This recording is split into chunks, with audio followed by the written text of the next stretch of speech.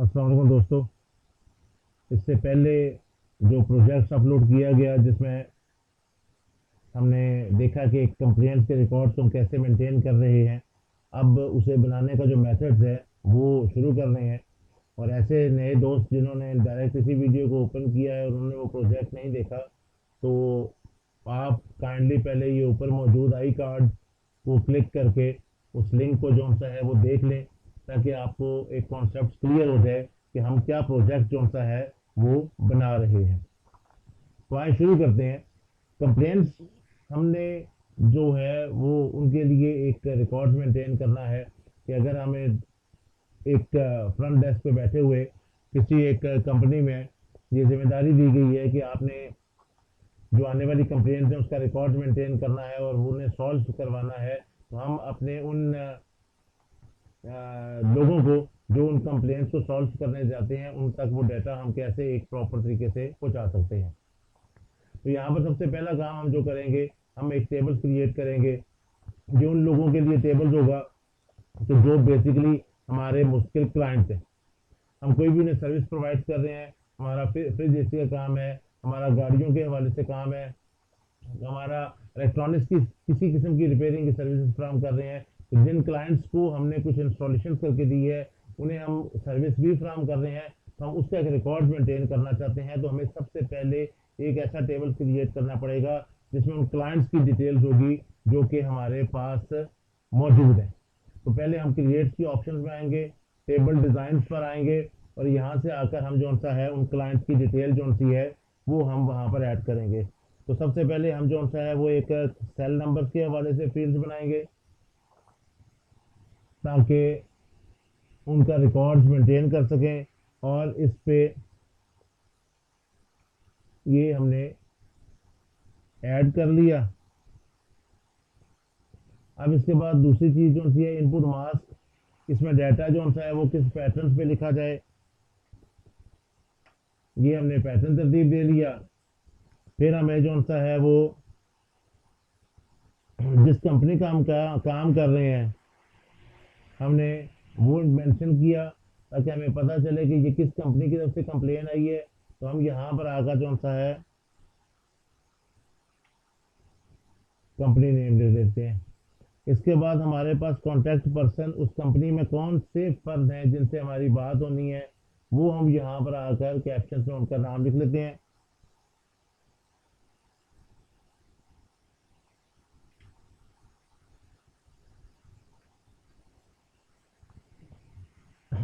इसके बाद वो कंपनी जो सी है उसका हमारे पास एड्रेस जो सा है वो क्या है, तो हम यहाँ पर उसका एड्रेस जो सा है वो टाइप कर लेते हैं ताकि हम अपने कस्टमर्स को जब सॉरी अपने जो सर्विस प्रोवाइड कर रहे हैं उनको जब हम ये स्लिप दें तो उन्हें अंदाज़ा हो कि हमने किस जगह पे मूव करना है। फिलहाल ये है, अब आगे हम इसके साथ मजीद लिंक जोड़ते जाएंगे तो फिर वो हमारे पास इसमें फील्ड्स भी ऐड करते जाएंगे। इसमें हमने इस पर आकर जो सा है वो प्राइमरी की अप्लाई कर ली और इस टेबल्स को जो सा है वो हमने यहाँ पर सेव करवाया और इसे जो सा है वो हमने किसी भी नाम से सेव करना था। तो ये हमारे पास क्लाइंट डिटेल आ गई।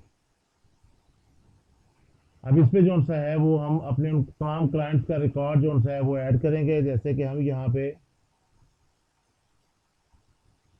लिख रहे हैं ये कंपनी नेम आ गया, ये हमारे पास है बुल्ला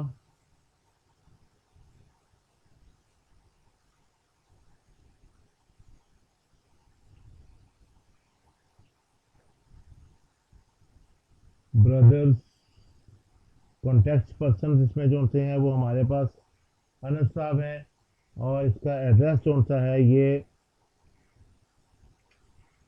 वॉल्टन रोड लाहौर है। यूँ हम जो सा है वो जितनी भी कंपनी जिनके हम काम करते हैं उनके लिए हम जो सा है वो ये चीज़ यहाँ पर ऐड कर लेंगे। अब इसके बाद हमें एक और टेबल चाहिए, वो टेबल जो सा है उसमें हमने रिकॉर्ड्स मेंटेन करना है कि हमारे पास किस किस की कंप्लेन और क्या क्या कंप्लेन आई है। तो हम यहाँ पर आकर जो सा है वो एक लिखते हैं जी, कंप्लेन नंबर डाटा टाइप्स हम इसकी जो सी है वो ऑटो नंबर्स कर लेते हैं कि हर नई कंप्लेंट के ऊपर जो सा है वो एक नंबर खुद ब खुद जो सा वो जनरेट होता जाएगा।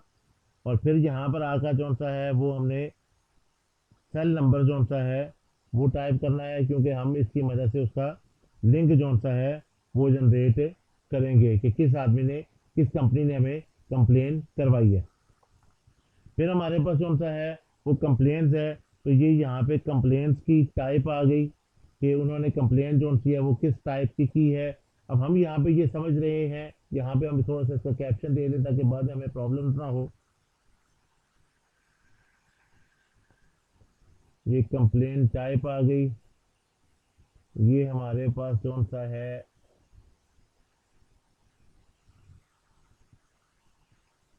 कंपनी का सेल नंबर आ गया जो कंप्लेन कर रहे हैं। और ये हमारे पास कौन सा है, ये कंप्लेन नंबर है। अब कंप्लेन टाइप के अंदर जो सा है वो बेसिकली ये है कि हम यूँ समझ रहे हैं कि हमारे पास जो सा है वो हम कोई भी एक स्पेसिफाई काम कर रहे हैं, तो उस काम के लिए जो जो हमारे पास कंप्लेन ज़्यादातर बनती हैं, हम अपने सहूलियत के लिए उसे यहाँ पर ही टाइप करवा लेते हैं कि उसमें क्या क्या कंप्लेन हो सकती हैं। अब एक सोर्स तो हमारे पास ये है कि हम यहाँ से टाइप कर लेते हैं, दूसरा ये है कि हम एक टेबल्स में अगर ज़्यादा कंप्लेंट्स हैं तो वो हम एक लाख टेबल्स क्रिएट कर लेंगे। यहाँ पर हम फिलहाल नेक्स्ट का बटन प्रेस करते हैं और यहाँ पे हम जो सा है वो कंप्लेंट्स लिखते हैं कि पहला है जी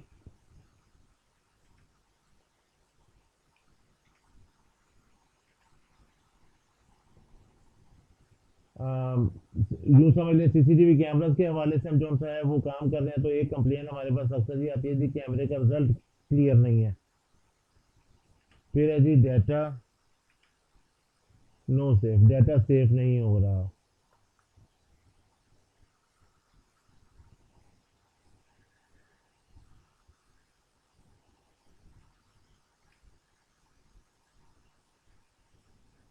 नो डिस्प्ले, डिस्प्ले ही नहीं आ रहा हमारे पास।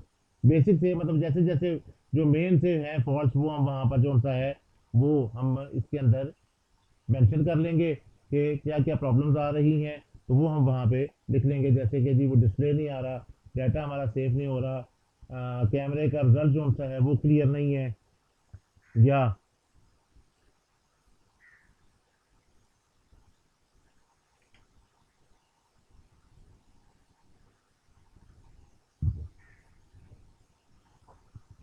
डाटा कॉपी प्रॉब्लम्स, जो हम जो सा है वो इसमें लिस्ट बना लेंगे कि वो क्या है, और ये हमने उसमें टाइप लिख दी। अब यहाँ पर आकर हमारे पास कौन सा है वो एक सेल नंबर भी ऐड हो चुका है। अब इसके बाद हमारे पास कंप्लेंट्स की जो डेट है वो क्या है, ये हमने डेट एंड टाइम सेलेक्ट की, और यहाँ से हम जरा उसका फॉर्मेट इजी कर लेते हैं। तो हमने अपनी जरूरत के मुताबिक उसका फॉर्मेट कौन सा है वो चेंज कर लिया कि कब कंप्लेन की गई है। फिर यहाँ पे कंप्लेन टाइम आ गया कि किस टाइम पे वो कंप्लेन की गई है, तो हमने यहाँ पर भी आकर जो सा है वो फॉर्मेट को टाइम के सूरत में चेंज कर लिया। तो अब अगर आप इसे ऑटोमेटिक रखना चाहते हैं तो आप यहाँ पर आकर जो सा है वो डिफ़ॉल्ट वैल्यू में अगर आप नाउ कर देते हैं, तो उस सूरत पर ये वो डेट खुद ब खुद वहाँ से पिक कर लेगा।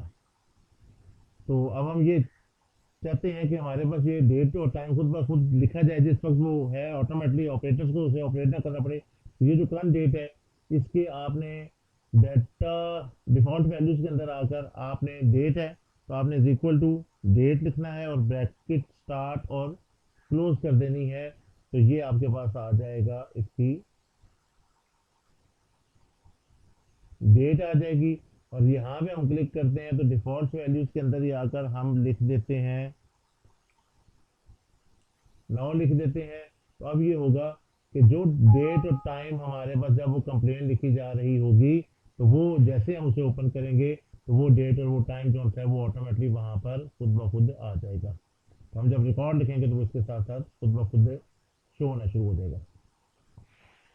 अब इसके बाद जो सा है वो हमने ये कंप्लेन किसे दी है, किसको रेफर की है, हम किसे मेंशन कर रहे हैं, तो हम उसका जो सा है वो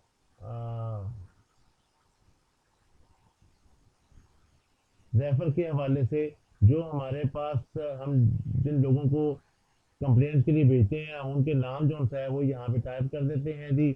ये हमारे पास ही एक हैं, बाबर साहब हैं, फिर जावेद साहब हैं, जाहिद साहब हैं, और इमरान साहब हैं। तो ये हमने उन लोगों के नाम ऐड कर दिए कि हम किन्हें ये रेफर कर रहे हैं, और फिर रिमार्क्स आ गए। अब ये दो चीज़ें हैं, एक रिमार्क्स में आप वहाँ पे लिख रहे हैं कि जी आपके पास जो कंप्लेंट्स है उसमें कुछ एक्स्ट्रा आपको ऐड करना पड़ रहा है जो इस लिस्ट में नहीं है, तो वो आप रिमार्क्स में ऐड करते हैं। और फिर कंप्लेंट्स के जब आप भेजते हैं तो कंप्लेंट्स आपके पास जो सी है वो पेंडिंग है, वो डन हो चुकी है, या उससे रिलेटेड कुछ आपके पास है, तो आप उसके लिए यहाँ पर आकर एक फील्ड बनाने लगे हैं जिसमें आपके पास कौन सा है वो मेंशन करेंगे कि कंप्लेंट्स का क्या हल हुआ है, तो पेंडिंग है या क्या है वो हम यहाँ पर मेंशन करते हैं। इसमें हमने एक serial number, sorry, complaint number जो सा है वो हमने यहाँ पे बनाया हुआ है, इस पर हमने प्राइमरी की अप्लाई कर दी और इसको हमने कंप्लेंट्स के नाम से सेव करवा दिया। ये हमारे दो टेबल्स क्रिएट हुए हैं। अगले हिस्से में इनसे हम जो सा है वो लिंक्स जोड़ेंगे ताकि वीडियो तवील ना हो, इसे यहीं पे शॉर्ट कर रहा हूँ। अगले लेक्चर्स में इससे आगे हमसे कंटिन्यू करते हैं।